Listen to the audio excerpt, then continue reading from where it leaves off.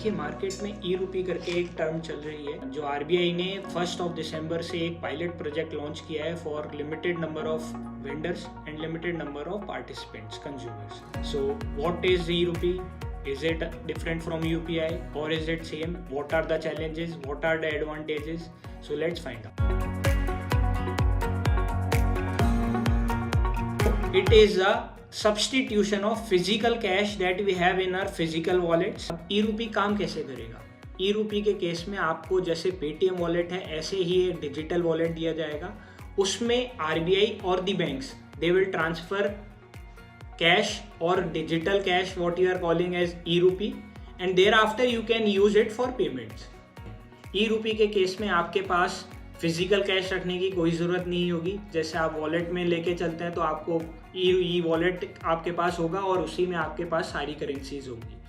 दूसरा, इसमें crypto currency में डिस्ट्रीब्यूटेड लेजर टेक्नोलॉजी का यूज़ होता है जिसमें डेटा पब्लिकली अवेलेबल होता है. But in case of CBDC issued e-rupee, the data will only be kept by RBI and it will not be available publicly. तो ये UPI से डिफरेंट कैसे है?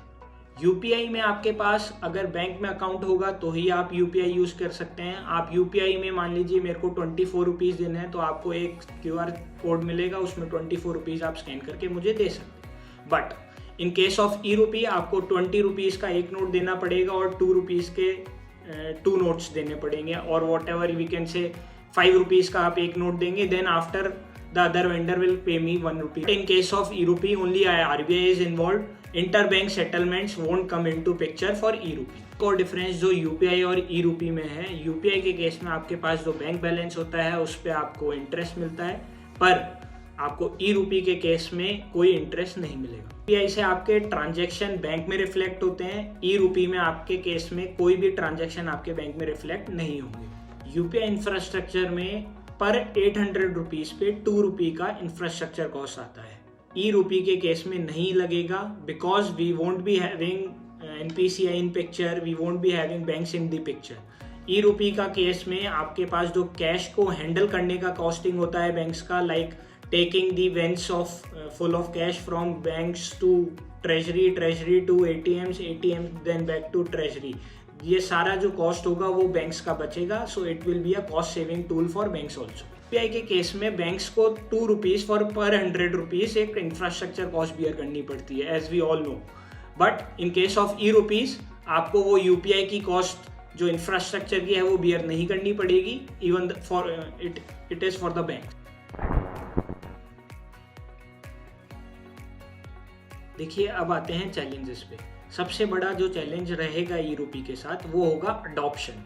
Why would a normal person like me जो UPI use कर रहा है वो क्यों ई रूपी पे जाएगा? ये देखना पड़ेगा कि कैसा अडॉप्शन होता है, weather a normal person adopts it और नॉट. दूसरा इशू आएगा प्राइवेसी का. आरबीआई के पास सारा डेटा रहेगा कि हमने किसके साथ ट्रांजैक्शन किया है. As we all know cash को सबसे ज़्यादा अनअकाउंटेड ट्रांजैक्शन के लिए यूज़ में लिया जाता है. If we want to replace the traditional cash then we have to maintain the privacy that we have in the unaccounted transaction. जो नोट फटे हो जाते हैं, पुराने हो जाते हैं, उनके लिए आपको अब टेंशन करने की ज़रूरत नहीं है बिकॉज ई रूपी में ऐसा कुछ भी नहीं होने वाला है. सब कुछ आपके वॉलेट में रहेगा. You won't be having physical cash. Apart from that जो डेटा आरबीआई के पास रहेगा फॉर योर वॉलेट वो other regulating authorities like income tax, ED, SEBI, इन सब से भी शेयर किया जा सकता है. So that is also one of the challenge that we are facing for adoption of e-rupee. What do you think are going to be the challenges and how do you look at e-rupee? Kindly mention in the comment box, please.